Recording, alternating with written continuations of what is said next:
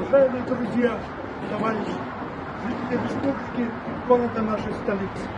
Сегодня проходит очередной автопробег, посвященный участникам специальной военной операции. С лозунгом «Все для фронта, все для победы». Через несколько дней мы придем к избирательным урнам и отдадим свои голоса за партию, которая никогда не подводила, за партию, которая с 1917 года построила великое государство Союза Советских Социалистических Республик справедливо, восстановила разруху вместе со своим народом, с руководством партии с именем Ленина, под руководством Иосифа Виссарионовича Сталина, и одержала победу со своим народом в Великой Отечественной войне, во Второй мировой войне, разгромив Японию.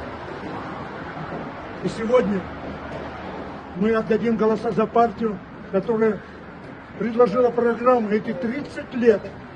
История партии после так называемой перестройки, она сохранила вместе с вами Россию. Она сегодня одержит победу вместе со своим народом в специальной военной операции над неофашистами-бандеровцами. Поэтому мы призываем совершенно открыто и очень принципиально и настойчиво голосовать за программу 20 шагов преображения России, за наш народ, за победу. И отдадим свои голоса за Компартию Российской Федерации, за КПРФ. Голосуем 10 сентября. КПРФ! Это твоя партия!